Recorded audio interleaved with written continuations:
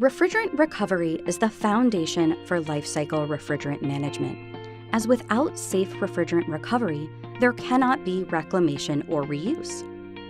A-Gas Rapid Recovery is an on-site refrigerant recovery service that gives businesses an easy way to contain their used refrigerants.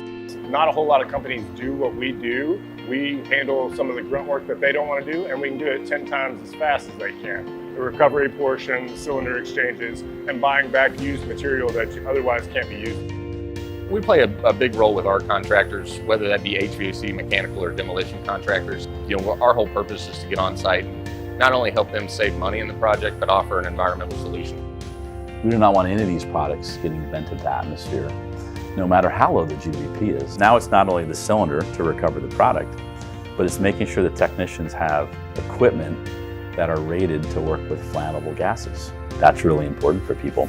So by us being able to contain it in the cylinders, reclaim it, we're saving the environment one recovery at a time.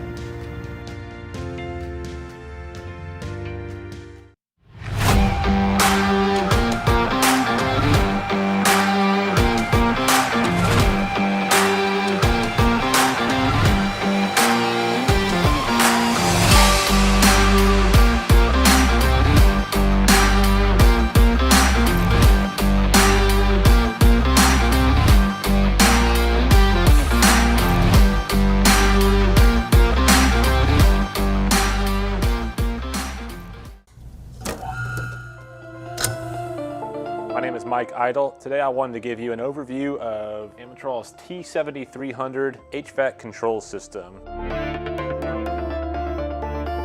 This system is designed to align a hands-on workstation, as you see here, along with interactive curriculum to teach the operation, installation, application, and troubleshooting of control systems related to the HVAC industry. As components and features of HVAC systems get smarter in both the residential and commercial fields, it's important for current and future HVAC technicians to be trained up what types of circuits are used.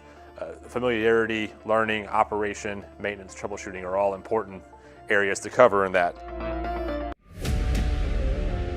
Here at NAVAC, we are obsessed with delivering the best HVAC tools on the market. Our tools are built for professionals and engineered for precision, just like Harley-Davidson motorcycles. NAVAC Nation, it's time for you to feel the power both on and off the job site. Let's stand up in our pursuit of perfection. From coast to coast, NAVAC forges the path forward. Wherever you are, we will be right beside you.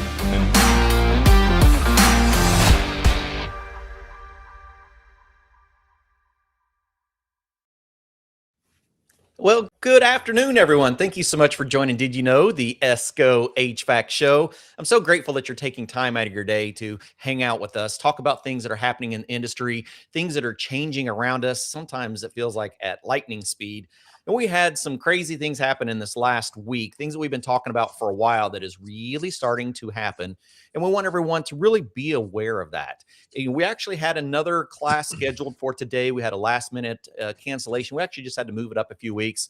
So I got on the hook and I was like, hey guys, what?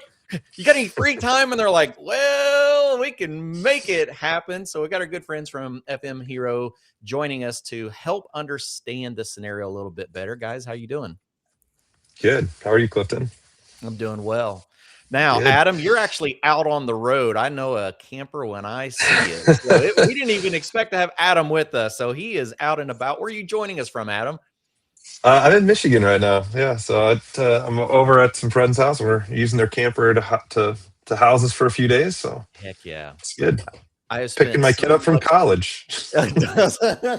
I spent so much of my life in a camper. Like I've actually been building a barn dominium for like the last 2 years. And so my weekends, I live in a camper until here recently. I actually got water and sewer all connected. And so I'm feeling like I'm living in a modern life now. Les, where are you joining in today from? I'm out in Phoenix still. I stayed home. So absolutely. I don't have a kid to pick up in Michigan from college. So I'm in Phoenix. Adam asked me what I was doing today. I told him. He goes, well, where's my invite? It is an interesting time. I've actually got one that's getting ready to be a senior in college. I got one that's graduating from high school in a few weeks. So yeah, it's kind of a crazy time around here too. Our house went on the market on Friday. I mean, it's a lot A happening. lot going on. Yeah, there is a lot. And we got Kendrick joining us from Chicago. Kendrick, I'm so grateful that you're hanging out with us, my friend. Howard joining in today. Howard's actually got a couple graduating from college as well. He's we're all busy this week, and it is. This is an awesome group to hang out with.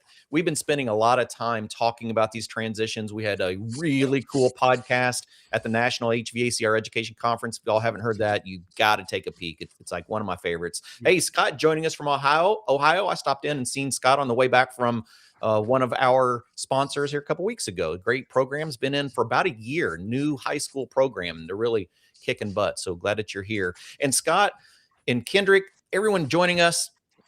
The reason that we do this is to help you be aware of what's changing in the industry without it being third, fourth, fifth, sixth hand information. We want to bring it to you directly from the industry professionals. And what has happened in this last week is it's kind of monumental, and it sets the stage for change. And so before we deep dive into what's happening, let's talk about a couple of things. Let's talk about, in particular, let's talk about why we have refrigerant compliance. Murph joining us in from Jersey. Thank you, sir. Julio, I don't know if I've seen you on here before, my friend, joining us from Virginia. Glad that you're hanging in today. When we talk about refrigerant compliance, FM Hero is at the core of refrigerant compliance. And right now, things have happened and are happening in the commercial sector that is changing a lot of the way that we look at refrigerant compliance. And so we're going to look at it from a couple of different perspectives. We're going to look at it from the compliance side, and then we're going to look at it from the refrigerant supply, especially on our service gas, which is huge. But I think we need to, as educators, step back just for a second and think about this transition so that everyone understands what has been happening, right? We all work under, or we should all be working under, our EPA 608, which came from a 1990 amendment to the Clean Air Act from 1960. So if you didn't all understand where that came from, the Clean Air Act was already in 1960 in place. It actually came from an older one. Howard could chime in on this. We talk about it all the time, from 1954, that turned into the Clean Air Act.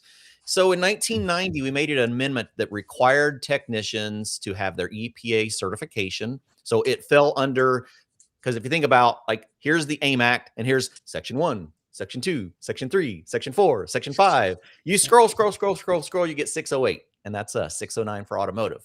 But what it did was it set some standards that are different than what we have today. And so I think it's important to see what those are. One of the things was leak repair, which is what we're going to focus in on today. Those original rates were set at commercial refrigeration 35%, industrial process refrigeration 35%, comfort cooling at 15%. And then later we had an amendment to that to make it even more stringent. And so in 2019, we actually made some adjustments to that. And so for those who have not been back to any type of refrigerant training since you got your EPA before 2019, you may not even be aware of all this, but you should, because it's our responsibility to stay up to date with that, right? So what it did was it made some changes. It set the industrial process refrigeration to 30%. It set commercial refrigeration to 20%, and then it set our comfort cooling to 10%.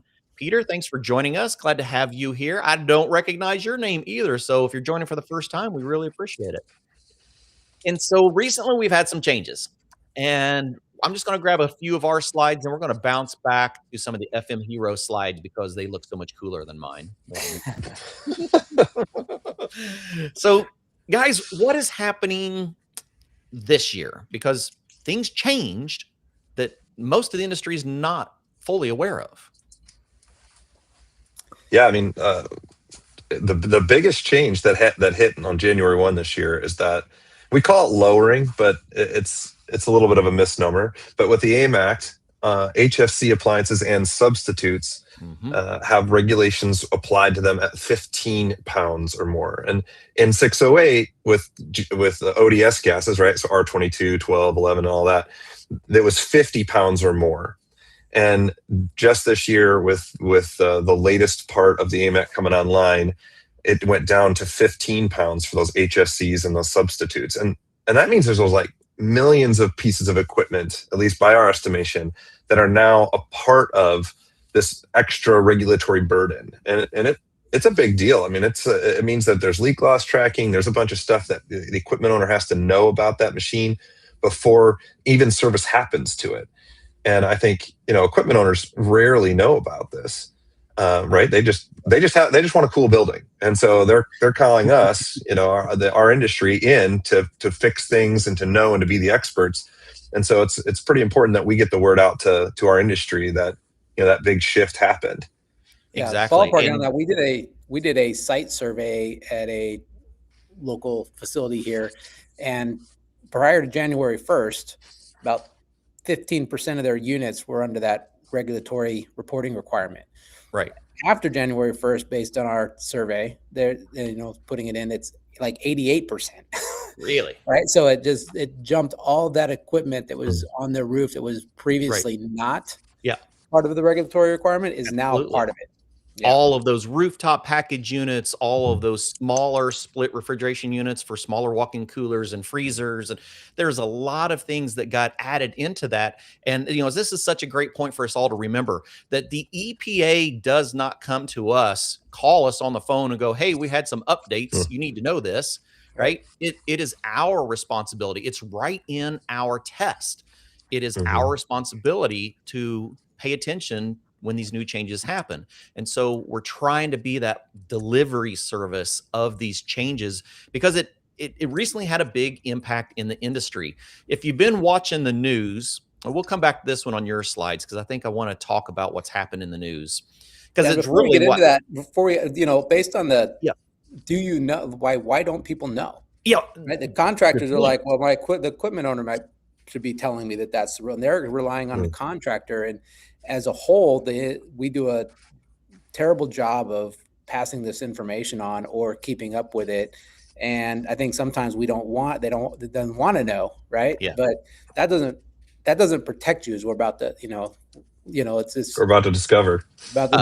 Right? Yeah, exactly. So, in a big way. Yeah, there needs to be some, like what we're doing right now, what you do on a regular basis about getting the information out, and then people taking it and applying it, and then spread it through your company and your organization and take it to your client base, because no one's spending their time on the weekend going through what did the EPA change this weekend.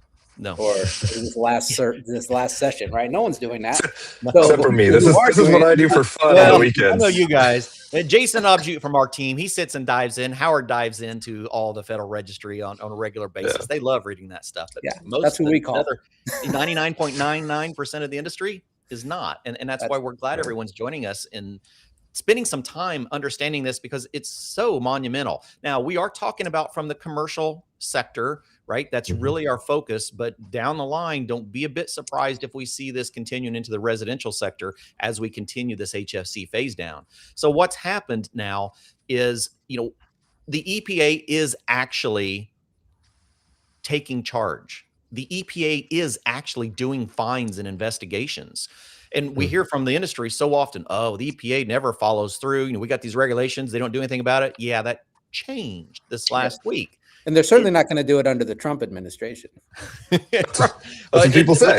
People say it all the time. It's so crazy. And so I think personally, when we see a change in administration, we're going to see the EPA extending their reach, because right now the commercial side, they're doing things in the commercial side that we have not seen done in the past. So what happened was the EPA actually went after a large commercial refrigeration, actually a grocery store of Kroger, for their refrigerant leak loss. Hey, Todd, thanks for joining in from California. Glad to have you with us. And in a very significant way, so the EPA has been monitoring all of the refrigerant use that they have at all of our commercial locations. It's required. And as a commercial service technician, if you're joining us as a commercial service technician, this is required of you, even if your leadership and management has not informed you of this. Like this is intense. So what's happening is the EPA has been tracking all of the most significant refrigerant leaking scenarios and is starting impacting fines and requiring updates. So the one that happened this last week was against Kroger grocery stores, who has approximately a 25% leak rate of refrigerant annually. That's a very high number. I mean, think about that. 25% of all the refrigerant being utilized is actually tracked as loss. So when we look at what was happening, the EPA decided that, we set this standard in, we set the standard for the 20% in commercial refrigeration. Now we're down to the 15-pound, which is going to set your comfort cooling at 10% as well.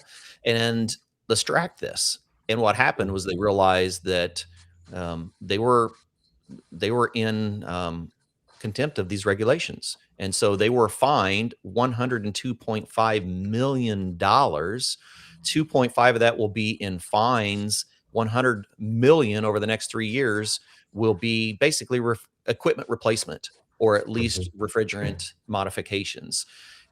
And this is something that we need to be aware of, where this is coming from. When we look at, I got another one up here that I wanted to talk about real quick.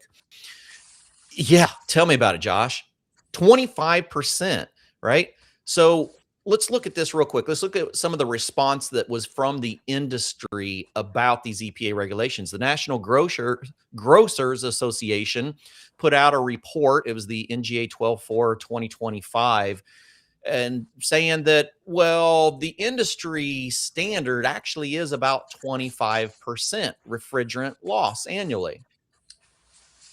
Hello, we just went through these requirements, right? We just went through telling you that it is 20%, and it has been for a long time, and it is achievable. So I'm actually going to real quick, I'm going to point out something.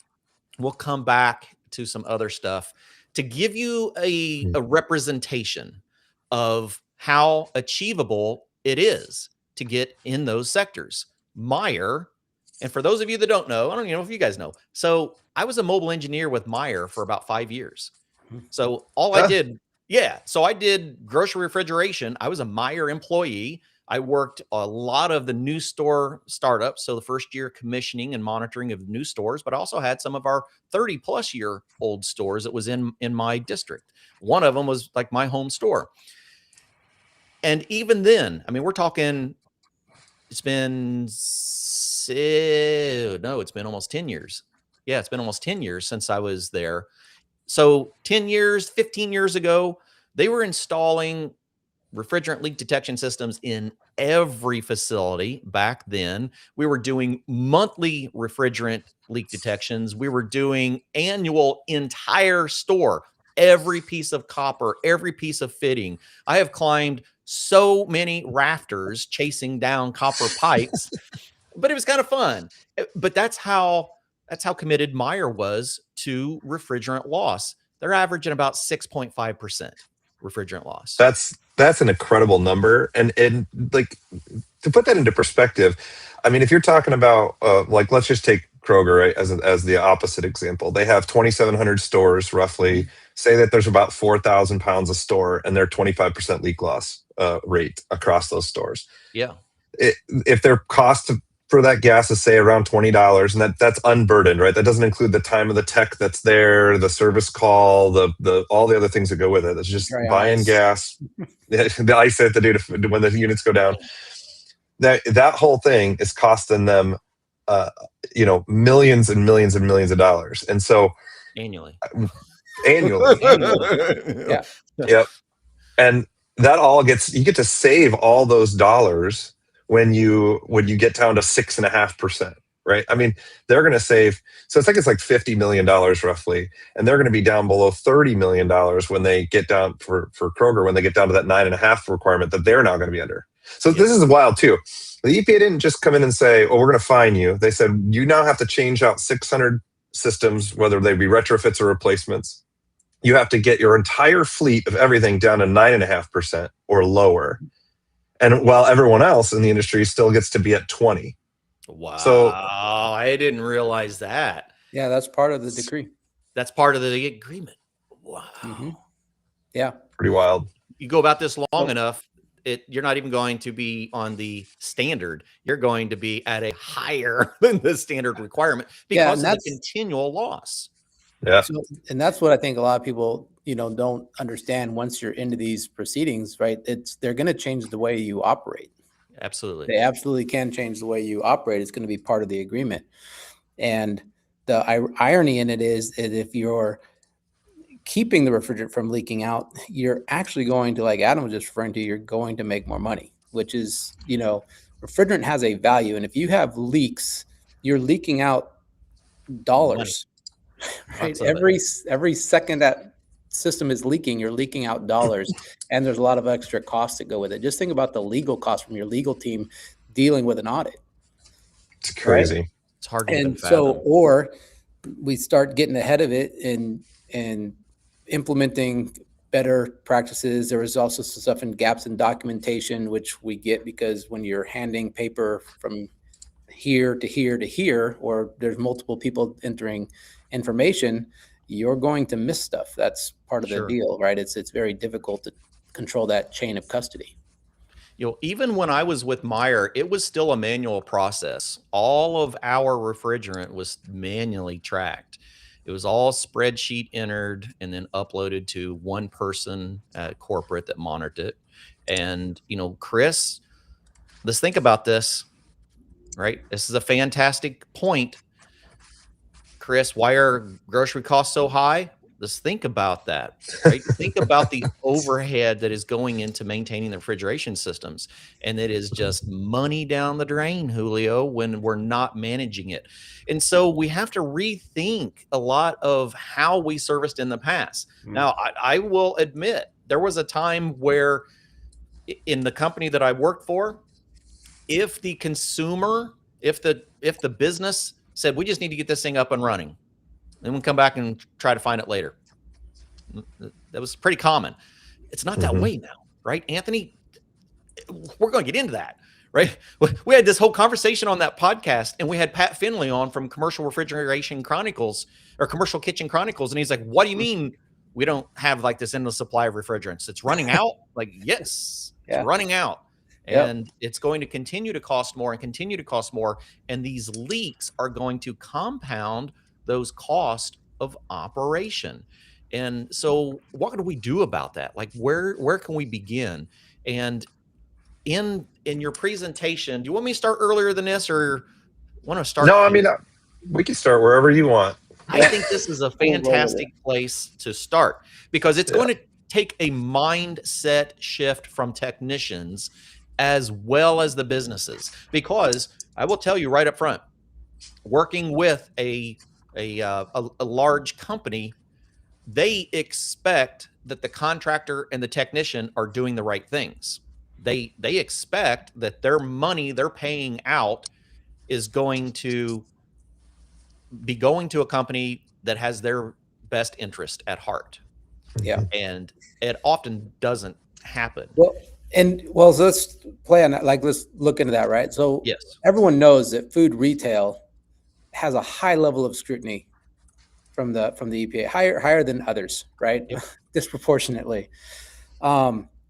So if they're tuned into it, and they are, whether they're keeping up or whether they have the leak rust and they don't know how to fix it, or they've got these gaps, they know they're under a higher level of scrutiny.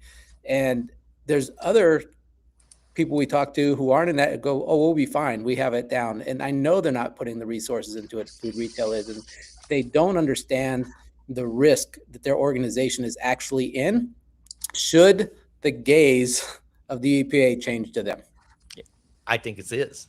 I think, we're seeing right now, we're in the Trump administration where basically the EPA was just put brakes on, going, you're going to stop. But now the EPA is looking at things that I think are very important, like refrigerant loss and going, you know what? We should be on this. And Peter, I am so glad you are joining us today. I would like for you to meet my very good friends, FM Hero. That's why they're here today. That's what this is all about. And I'm so glad that you're asking this question, because we have to look at ways to better track this. We have to give technicians and contractors the easy button. That's what we got to do to make this make sense. We agree. Yeah. I mean, why do we, here we go. Let's look at our villains here, right? You guys shared a video a few weeks ago on social media that was passing around of a technician who caught other technicians on the roof of a facility dumping all of the refrigerant, and took a video and went, you know what? Shameful of you. You shouldn't be doing this. And that's what we need. Like we have to have this. We have to have the entire industry participating in protecting our refrigerant, because it does hurt us all. Like if you don't think it's hurting you, Chris brought up the right point. If we're losing refrigerant and we're not paying attention to it and we're just having to buy, well, a business is running on a margin, and whatever they're spending is going down to you eventually. Yeah. So if you take control of your refrigerant, you're able to track it better. You're going to be more profitable. But I want to go back to the video you mentioned that was going around, because what did the technician do? He said, I don't have a choice. My company didn't give me the stuff, and there's my supervisor right over there. Yep. Right? Go talk to my supervisor. So, just know that is going to be, everyone's going to go, oh, go talk to them. That's exactly right. And but everybody is culpable in the situation. Exactly. And the thing that I really found awesome about that podcast that we did was that it started raising eyebrows to technicians that if we don't make changes, we are all going to feel the consequences. And the more we ignore it, the sooner those consequences are going to show themselves, that are going to be right in front of us. So let's talk about that just a little bit. Let's talk about the future of service gas, because all of these units, all of these HFC units, any of these units that have chlorinated refrigerants, like they're high on the EPA list, right? That's our R22s. That's all, even just our HFCs in general, right? They're all being phased down, so we don't have the supply of them. And if we're allowing the ones that are already in the field to escape, where's our service? That is our future supply. Right, that's right. In 2029, the number goes from 60%, I'm going off memory here, but 60% down to 30% of the original baseline. And so we're talking about a huge reduction in available supply already we're already in this phase down, but we're still at a high level. It's going to get cut in half in 2029, and then it continues to step further into the future. That's a big deal. And the only alternate place we can get that refrigerant then is in the units that we're working on servicing, that we're sending to scrap at the end of life. We need to make sure every pound of that gas gets recovered, because that is how we're going to service my mom's air conditioning system in a few years when her 410A unit needs gas and there isn't enough. She's not going to be able to negotiate like Kroger would, or some big organization, right? They're going to get first seat at the table. They're going to get the steak, and the rest of us get the leftovers. And so that means that the average homeowner who's on a budget is going to be stuck with refrigerant they can't afford, or not getting it at all, and having to replace their unit. I mean, you talk about expensive. The homeowner is going to be eating the cost of this, and so is the contractor who's got to go tell the homeowner, I know I just installed that unit for you a few years ago, but I can't get gas to put in it. I mean, that's a hard conversation when the unit's perfectly fine. It just maybe it's even under warranty still. The compressor died. It's under warranty. You got to replace the compressor. You recover it. You got to put new gas back in with the new compressor because the other stuff's burned out or contaminated, and you can't get the gas. Mm-hmm. What do you do at that point? I mean, literally, you may not be able to get enough. There will not be enough refrigerant in the future. The only solution is recovery and reclamation. Yeah, so here's a hard truth for contractors. If you can't get gas or people can't afford it, and they can't afford a new unit, you don't have a business. Yeah, there's no Why? Because we have a 5% recovery rate back to reclaiming this, right? Like there you go. I mean, there's a bed being made, and regardless, if you can't get the product that you're there to sell and to service and to repair, that you don't have a business, right? Yep. It's the pool of people being able to provide it is going to shrink to a really small number. And it's because we're not taking care of this refrigerant that has no shelf life. Get it back to a reclaimer, and you can have the product and availability, some price stability that you need to provide value. That's right. No, Josh, we're not hoarding our refrigerant. We're getting it back into service for everyone. but to Josh's point, there are, I can tell you behind the scenes, we're talking to folks at the wholesale distribution level, and there is a concerted effort to start tracking, not just digitally tracking, but actually crediting, so to speak, the people who turn in gas, and they're going to be the ones who are allowed to buy it. So to Josh's point, he says, recover it and hoard it. The answer is no, you don't need to. You need to recover it and turn it in, because you'll get the wholesalers are going to start tracking this so that only the people who've been turning in gas are going to get to buy gas when there's a shortage. And so if you're doing the right thing, you're going to be able to service your customers. And if you're not, you're going to be the contractor or the technicians that don't have gas to service. Absolutely. I've seen that right here in Indiana when we seen our refrigerant shortage, when we transitioned over to our new A2L refrigerants. I seen that right here in Indiana. I seen a distributor sending a memo out to their contractors that they could potentially not be able to buy refrigerant if they are not bringing refrigerant back in for recovery. And so it made people think about that. Think about, wow, I need to bring back refrigerant so I'll be able to purchase that. And yeah, that's exactly it. Because when you look at this phase down that we're talking about, it's not a complete phase out like we did with R22, but all of these HFCs will be gone by 85% January of 2036. And that next big jump that Adam was talking about is right here, 2029, an additional 30% reduction off from that baseline.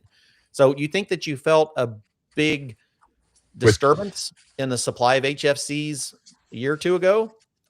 Wait till we hit that next stage, and it'll be that reduction is half of where we are now. So we're at 60 now. So it's a 50% reduction from where we are today. Clifton, I've got a slide that would help this conversation on my deck, that number 12. It kind of shows a little loop. Absolutely. Pull that guy up. I love this. There are so many chats going on right now. We can't even get them all up. So that's what I was hoping that this would do. I was hoping that it would strike everyone's curiosity and be thinking about the scenario that we're in, and the fact that as technicians, we are the only ones that can allow a supply of service gas going forward. Were you going to talk about that, Adam? The conversation with Leah the other day? No, go ahead. Yeah, so we're on with Leah from RMS. Who, by the way, Keely over there, she did a thing on a milk calculator that people should probably look up. She's so fun. I love having Keely on. But I asked Leah, I said, hey, is it possible for organizations like the people you're speaking to and you consult best practices and how to stay in compliance, is it possible for them to be in compliance if the technician working on their equipment isn't in compliance? Yes, right. And she took a minute, said, no, I don't see how that is, right? So it really does start with the technician. No, if the technician isn't doing the things in compliance, if they're not documenting it, it's impossible for their contractor or the equipment owner to be in compliance. It all starts and ends with the technician working in the unit in the field. Cold finger, you said it exactly. It really does come down to, in the very near future, the unskilled contractor is not going to have service gas available to them. If they're letting it all out and they're not bringing recovered refrigerant back to the contract, the distributor, they're going to have a very low amount of refrigerant available to them. Sorry, Adam. No, you're good. I mean, I'm watching the comments go by, and there's so many good things in there. I mean, there's some stuff about technology shifts into things that use less refrigerant, and I think all of that is coming. I mean, when you sit behind the scenes, we're going to have units that do that. There are technical challenges to every new step, right? If everybody's got a water over or glycol over heat pump system outside. Now you got to redo all the plumbing into the house. And I mean, there's just a lot more that goes with it. But that stuff is coming because that's the only way we're going to be able to continue forward. Yes. So I've got this little chart here. I'll walk through this really quick. Okay. There's about service gas in the country. The EPA says is about 108 million pounds that we use of all the refrigerant coming that's out there, like, that we consume. 108 million. This is all flavors. This isn't just one type. This is any flavor refrigerant. So 108 million pounds roughly is service gas. 90 million of that is coming in from import manufacture. That's the number that the EPA is dropping and continues to drop. The other 18 million to get to 108 is coming through recovery and reclaim. Now, that recovery and reclaim 18 million pounds is not all coming in from service. It's coming in from recovery at the end of the life of systems. It's coming in any recovery that goes to reclaim. That's the total of all of it. So if we assumed all of it was coming from just service, when we're out working on a unit, we suck it out, we send it to reclaim. It's not true because we know that there's people who recover it at scrap too. But if we gave it all the credit to service and we walk through this chart, you'll see the wholesalers distribute out, to the contractors and technicians 108 million pounds. We lose about 4.3 million pounds in disposables every year. Just in the heel of the tank. The heel of the tank that we don't recover as that's again straight from the EPA. They've done a study. 4.3 million pounds just get tossed in cans that never get sucked out. And of course, that's going straight to the atmosphere. Yeah. Another, then you go to what goes into the unit, and then we kind of got this loop here, and you say, well, about 21 million pounds leaks. And that's if you assume a 20% leak rate, which nobody knows the true full leak rate on all equipment. Right. The grocery industry says they're at about 25% average, which of course is illegally high. Yeah. And it's 25. Everyone should be set at 25. Except for that we told you 20% a decade. Yeah, I have to laugh at that one. The National Grocery Association is arguing, why did you put it at 20? We told you we were at 25. Yeah. It's because we expect you to do better. Yeah. Do better. Anyway. Other members down in the single digits. Yeah, exactly. So anyway, if you kind of loop through this, where's it going? Then the next path could be through recovery, right? And then reuse. But that reuse number is feeding right back into appliances. It doesn't impact this 108 million that's needed. So what can we do? If you look at this, the biggest gap isn't leaks. It's known venting. Yeah, exactly. It's not the disposables, that's venting, by the way. Not recovering a disposable is illegal. It's called venting. You crack the can and throw it in the dumpster, you're venting. That's right. And not fixing leaks that are illegally high, that's venting. And then venting is venting. Like I just cut the line venting. Like that we all see, like the guy who caught the video we were talking about earlier. People say, oh, that doesn't happen. It happens all the time. Like if not, where's it going? Yeah. So we need to fix the 3 times worse than the leaks are our own people just cutting lines. And that's a really conservative estimate, by the way, because again, we're giving all 18 million pounds that is reclaimed, we're giving credit to service. And that's not true because some of it's coming end of life. Right. And so listen, it's a wild animal, man. Yeah. And does equipment leak? Sure, it does. But as founders of Rapid Recovery, we did a lot of demolition work, right? So we'd go on sites that had been vacant for a year, 2 years, right? Before they got to the place where they're approved to go in, we would go in and recover all the refrigerated appliances that were there. Equipment. And 95% all had refrigerant in them. They did not all leak out, right? Just sitting there, not being used during that time. So even over that period of time, without service, without anything, those systems maintain their charge, right, in that time frame. So systems, they're not that leaky, is your point. They're not that leaky. Yeah, exactly. The refrigerant is, or at least a big majority of the refrigerant is staying in the units. That's right. It's being let out. Yep. So I'll go back to that Kroger example. I did the math while we were going through here. I set up earlier, there's 2,700 stores. Let's assume 4,000 pounds on average per store.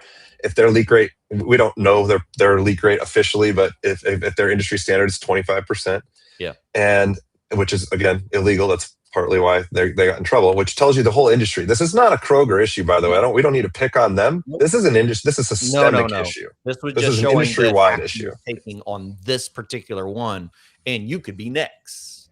Yep. That's the whole point. So that total is 54 million pounds, or $54 million rather, every year that they're losing in leaks.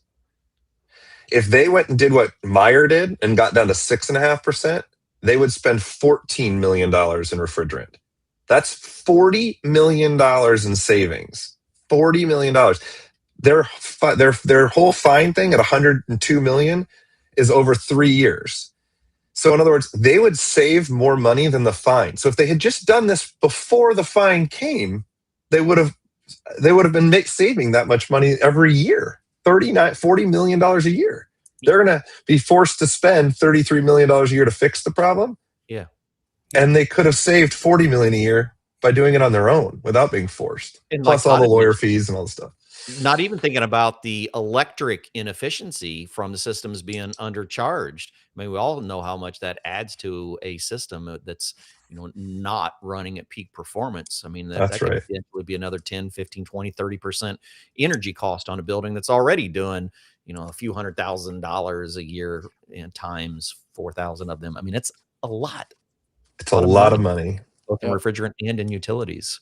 And there's a good example at this big, massive scale for the Kroger example, but it's also true on your 15-pound, 17-pound rooftop. It's true on your residential split too, right? Yes. If every time you're going out there, you're throwing in 3 pounds of gas because it's a gas and go, your customer's paying a lot of money to not have that leak fixed over, if that's every year, right? That adds up really fast. All those service calls, all the energy costs that they're burning away because their unit's running undercharged.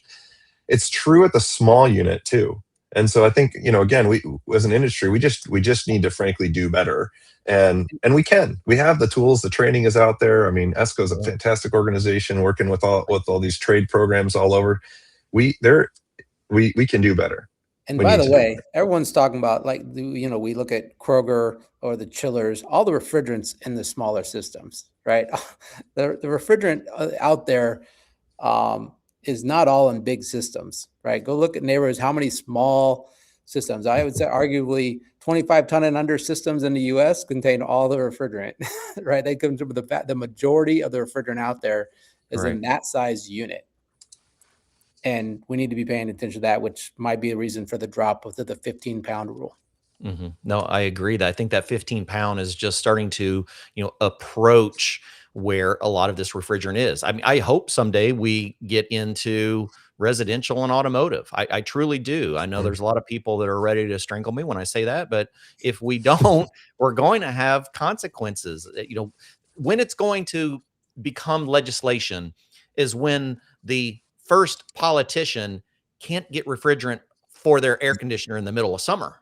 And then that's when things are going to change. And I think we're drawing short to that time period. And we're not here to squawk at anyone. We're here to educate. We're here to help you understand this transition. Talk about it openly. Have these conversations. If you want to have a fun thing in your classroom, have a debate. Have a debate on environmental impact of refrigerants. Inform your students of exactly what we're talking about. And boy, you want to liven them up. Like our generation right now, Gen Z, that is in most of our classrooms, they care about the environment and they want to make changes in the world around them. And if we can show this, we have a chance of being successful in the next couple of generations of technicians that we have. Yeah. And you can also do a class in math on the milk calculator, right? Like this basic bottom dollar profitability. This is, Yeah.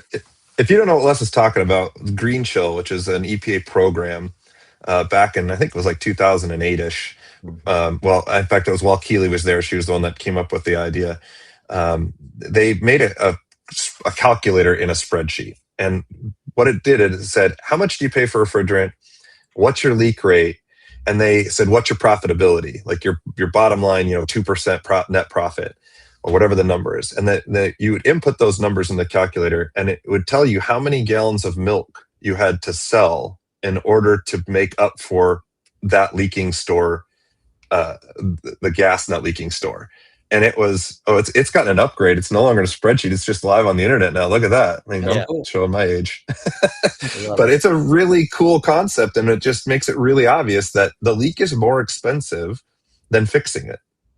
Yeah. By a lot. So do we want to go through what that leak process is, or do we want to go, where would you like to go, Clifton? I think that's great. And both of you guys, let me double check. Both of you should have access to managing the slides if you hover over that. Don't give me access, Clifton. Don't give me access to that type of stuff. I see it. You guys should be able to go forward and backwards on there and go through any of the slides. So there's a ton of information that you guys can go through here that I think is all perfectly relatable to this conversation. If anyone has any questions out there, please let us know, because this is as you can tell, this is a passionate topic for all three of us, and it's so important to the future of our industry. If we cannot get better at this, there are significant consequences. It's that simple. I love Patrick's question. If the EPA building runs out of refrigerant, one of their units, what do you think will be the consequences? They're suffering right now because of the current administration. Their poor elevator. Last I heard, the elevator had been down since November. Oh, wow. They probably don't have refrigerant in their systems and are mad about the fact that it's too expensive to buy more. Stories with no confirmation that they had systems that were down, and they wouldn't allow them to fix them, which I can't validate that, but it was interesting. Peter's got a great question about what the formula is too, and I'll cover that in just a second about how the formula is calculated. But let's like go through the flow of what's required, because this is our drawing to help our folks that use our tool understand how this works. So it all kicks off with a charge event. You go out, you work on a system, and you say, oh man, based on, I did my air before charge and got it figured out that, yep, it still is low on gas. And that, it's truly a gas issue and not something else.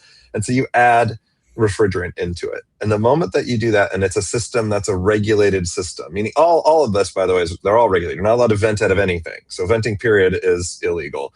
But when I say a regulated system, I mean that 15 plus pound per circuit world, right? And that's the other part.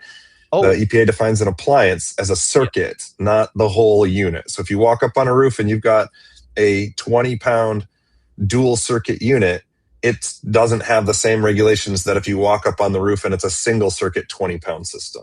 It really comes down to reporting. What are you required to report on? Right. That's right. And so let's just go with that 15 plus pound thing. You calculate this. So how do you do it? What you're doing is you're saying how much refrigerant was added. There's a couple different ways, but the most common way is that people use is how much refrigerant was added in the last 365 days on that system divided by the total full charge, whatever full charge is. And then there's this little exception that the EPA says, and that is if you've gone through a full leak repair and inspection process, then you can reset it back to zero. So it's the last 365 days or since the last successful follow-up verification, which I'm going to get to in this little flow. So you calculate the leak rate and you say, hey, is my system comfort cooling? And then it's 10% or more. Then you got to do something. The refrigeration's 20 and industrial process is 30. And at this moment, you can take an alternate route. You can say, yes, it is, and I'm not going to be able to fix it right now. And you can mothball the system. And that kind of gets you that clock stop moment. It's like, yep, buy yourself some time. In order to do that legally, you can only call a system mothballed if it's been recovered, or at least the portion that's leaking is recovered and valved off. Right. All right, so then we go to, I do a leak inspection. And that means you got to go find the leak. All right, it doesn't mean you just leak inspect it and go, well, I couldn't find it. Sorry, you have to find it. You're right. And that was a Schrader core. That's what it was. A Schrader. You know how many times that comes through? Oh yeah, it was just a cap. I just tightened the cap on the ports. You do leak inspection. You repair the leak. Then you do an initial verification. You bubble test it again. You say, oh yep, that was it. It's not leaking anymore. And you have to be realistic because you're going to be held accountable for this. So if you find that it is a leaking Schrader core and a cap was loose, you could say, yeah, that's a legitimate leak. But you got to put your thinking cap on and say it was an 800-pound rack and it's lost 200 pounds. It did not do that through a leaking cap unless the Schrader was just out, or something like that. So you're not going to get away with that because what will happen is you're going to be held accountable for the result that you actually fixed the leak. So you find the leak, you fix the leak, then you say, did it pass? You test it, but bubble test maybe or sniffer. And then if it's more than or still less than 30 days, then you can do the whole loop again and again and again, as long as you're within that 30-day window. The moment you're longer than 30 days, there are no excuses. There are no more extensions, because you have only during that 30 days can you ask for an extension. So if you cross 30 days, you're required to then retrofit that system or replace it. Like you can retire it, be done. If you're an equipment owner and work is done on your system and you don't get the invoice or whatever, does not get back to you until day 33, you're stuck. Well, you're out of luck. Your contractor just forced you to have to replace or retrofit that system. Yeah. It's not when if you're the equipment owner, it is still the time that the day that clock starts the day that service was done. Doesn't start when you get notice of it. Doesn't start when you receive something. It starts that moment is when the clock starts. Boy. So yeah, it's a wild thing. And so we've talked to folks who have had that very thing happen, where they didn't get in because of their contract and arrangement. The contractor was only allowed to mark up a certain percentage, and they were waiting on their invoices from their wholesaler in order for some actually a very small thing. Yeah. And they were waiting for that official markup. And when they did it, they finally turned the invoice in, and it had been like 40 days, and they were 10 days past due because they were waiting to get an invoice for a small part that they were only allowed to charge a 15% markup. It cost that equipment owner having to retrofit that entire system. That's hard to fathom. And that cost them tens of thousands of dollars. I mean, tens and tens of thousands of dollars. So, all right, you go through this little loop, right? And if it passes, then you got to get it back to normal operating. So that means you're probably going to add refrigerant back in, because you got to get it back to now, it's leaked and you checked it and all that. And so you did your original charge. But during that process, it probably leaks some more. Or at this point, you're going to bring it back to full charge, whatever that is. Once it's operating normally, then you do a follow-up verification. You recheck that leak again and make sure it truly isn't leaking. And if it passes that, then your leak loss rate gets reset back to 0, which is awesome. But now you're required to inspect based on the size of that system. You're required to do interval inspections. So if it's a bigger system, it's every quarter. If it's a smaller system, it's once a year. And you have to do that next year. You have to do it. Well, before the year's up, you have to do it again, or before the quarter's up. And if it doesn't pass, you're required to go fix it immediately. You're right back into that 30 days, that 30-day clock. And I say 30 days. If you're in California, Washington, or New York, it's less. So in Washington and California, it's 14 days. So you have 14 days from the time you add gas to get the whole thing fixed and verified and all that. So that's the process. If I'm wrong, in Washington, you have to continue to report on it even after you make the repair and verify that it's good. That's true. If you're in the state of Washington and your system leaks and once it passes that threshold, every time you add gas for the next year, you have to report it to the state of Washington. Wow. Like you literally have to submit documentation to the state every time. With FM Hero, do we have the ability to have triggers for these types of events? I'm so glad you asked. Yes, absolutely. So the equipment can trigger off and say, hey, you now have, and it'll run a clock on how long you have to get that piece of equipment fixed. So if you did a charge event and it had an exceedance, it's over 10%, 20%, or 30%. Again, those are monitored. So when the system is in our platform, it's identified as one of those things. Yeah. Right. And then we're monitoring, okay, you've said it's a comfort cooling system. And so we're going to watch for that 10%. And as soon as you cross that 10%, you're going to have a 30-day window. You're in exceedance at that point, but you're not in violation yet. Yeah. And then during that 30-day window, and we also run I don't know if people are looking, but there's a little 10-day time limit from the time it passes the initial verification to the time that you have to get the follow-up done. So now your window goes from 30 days down to 10. So yeah, you can also set an internal company leak rate. Mm-hmm. So you don't want it to ever get to the exceeded, right? Maybe you set your internal rate like a Meyer says, hey, ours is 6.5. Right. So now when you have a system that goes over 6.5, you get alerted to that because that's your internal policy. So you can set a different trigger mechanism up for your organization. Love it. When we start talking about the responsibility of refrigerant, this is how you do it, right? It's not writing it down on a piece of paper. It's not a log hanging on a piece of equipment. I've worked on systems that had logs hanging on the pieces of equipment. Yeah, at least 3 of them. Tracked? Not very often. When they're found. found, Never right.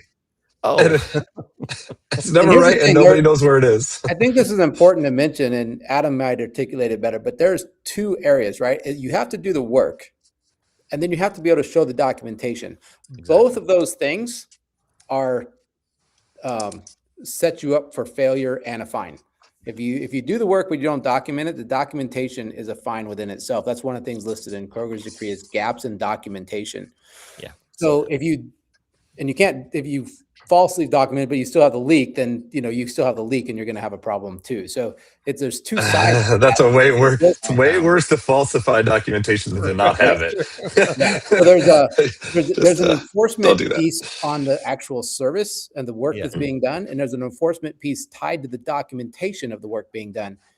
So showing you have to be able to do both. You have to show both. Now, something I think everyone needs to be aware of, because I think it's a piece that is often forgotten when we're talking about this type of refrigerant tracking. What refrigerants are we supposed to be tracking? All of them. That's it. Most people are like, well, I don't work with R12 anymore, so I don't have to track this stuff, or I don't have R22. And well, things have changed. Yeah, all of them are required. We have, just so folks know, if you go to fmhero.com in our resources center, there are free compliance guides for both the contractor and equipment owner. So we would highly recommend. Oh yeah, there you go. Clifton's got it going on in the background. If you go get those guides, it will tell you exactly what the rules are and where to find in the code the rules. So we dumb it down. We simplify it into normal people language. It's okay. You can say it. We write it in crayon, and then we link it right to the code, so you can verify that what we're saying is correct. And that's everything is cited all the way through. So by all means, go do that. Get those. Those are great tools. I have two things. I saw Mr. Nashty in our comment thing talk about how to change culture, and I think that is a fantastic question because it really is a culture problem. It is, and it's not going to change if we don't hold each other accountable. We don't need to wait for the EPA to do it. We don't need to wait for California Air Resources Board to do it. We need to be the guy who said, "I see you venting refrigerant, and I'm not okay with it, and I'm going to videotape you. I'm going to send this to the EPA. I'm going to turn you in. I don't appreciate that you're venting. That's my mom's future service gas for her unit, and I'm not okay with it." We need to stop acting like the bucket recovery is okay. It's not okay. Not okay. It's not okay. And we got to hold each other accountable. We need to stop making a joke about it and make it real and give each other a hard time. We just together we need to hold each other accountable. It's funny, one of the things we internally talk about, I don't know if it's funny, but is if there wasn't a regulatory piece to it, we think there'd be more uptake because it would just be about profits. Yeah. Right? So some of this is like, I'm being forced to do this. You're being forced to make more money? That's a shame. Yeah. There's a value. Refrigerant has value. It has value when you recover it. It has value when you sell it. We talk it, and you're not tracking it. Why would you not track that? It's a money maker for you on both sides of the spectrum. And we're like, are people just venting it because they're being told to recover it, and they're bypassing the whole thing where they're going to make more money doing it, and they're going to have less utility bills? They're more profitable as an equipment owner. You're more profitable as a contractor, right? So, it's an interesting thing because I don't get it. Like one of our mantras here at FM Hero is track it, control it, profit. Right? If you do those things, if you implement a good system, absolutely, for your refrigerant, you will make more money. Yeah, it seems pretty straightforward. I want to debunk one myth too, as kind of at least my parting shot here. This idea of like, well, I'm not responsible. That's my boss's job. That's if I'm a tech, I can say, well, that's the contractor's job. It's my boss, or that's the equipment owner. Aren't they the ones that have to do it? Here's the thing: everyone involved is responsible. Back when 2019, when the EPA redid the regulations at that point, they made sure to plug all holes of finger pointing. Right. That's gone. There's no more finger pointing. if you touch it, you're responsible. So it's the technician who's doing the work, it's the contractor who hired them, it's the equipment owner who owns the piece of equipment. They are all equally responsible. It means the same error can be attacked by the EPA at each level. It's not, oh, they're going to be the ones who get the fine. No. You're going to lose your license. The contractor's going to get a fine, and the equipment owner can get a fine. So you can all get smoked by that thing. So, wow. Just wanted to point that out, because this whole idea of like, oh no, that I don't have that responsibility. Get our contractor guides, because they will set you straight. That is not the way the code's written at all. Yep. The who is you, as we like to say. The who is you. There's another good comment that came in. It's actually related to the video that you guys had shared on social media. What do we do, right? When we see, even in the commercial sector, absolutely. The residential, I encourage it as well. So I actually reached out to my local EPA region, which is in Chicago, and they have a 608 representative at Chicago. Every region has one, and there is a form. We actually shared that. Howard shared that on social media.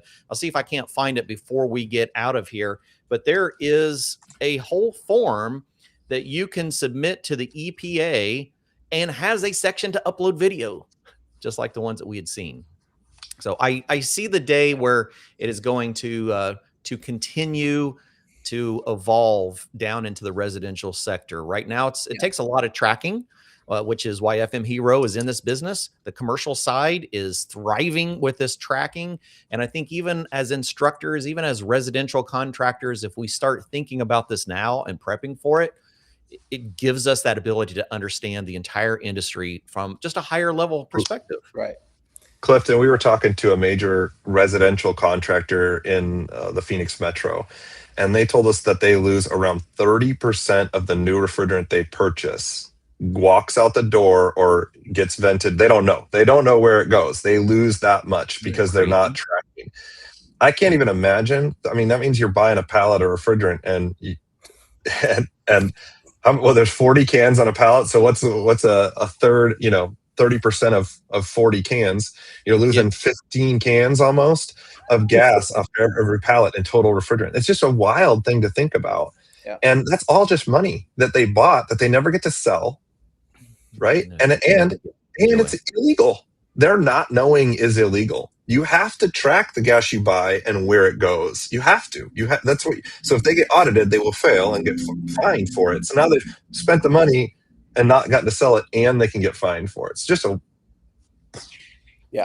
think from the culture standpoint, right? When you see venting happening, you need to say they're taking my livelihood, because that refrigerant is not going to get back out in the pipeline. You're not going to have service gas, and you're not going to, and that just creates a dynamic where you can't get to what you need to work, right? That refrigerant not being turned back in, which has no shelf life that we need for service gases down the road, they are taking your livelihood away. You need to look at it like that. That's the way to think about change your perspective on it. Yeah. They're taking away your future livelihood. Or if your kid is going to HVAC trade school, they're taking away their opportunity to succeed in this industry. Because they're going to run out of the ability to do it with the resources.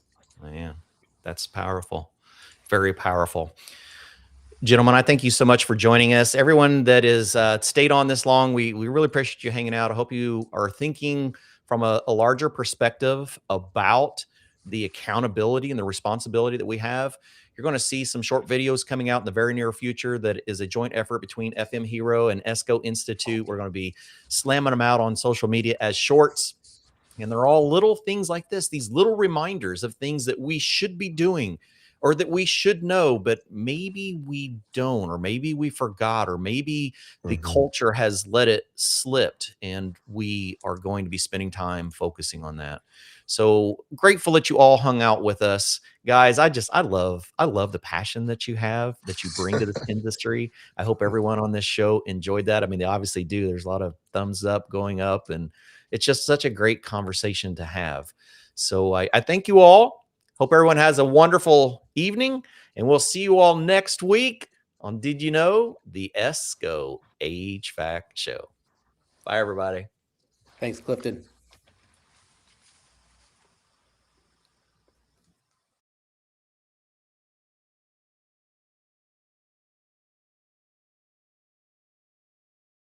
Refrigerant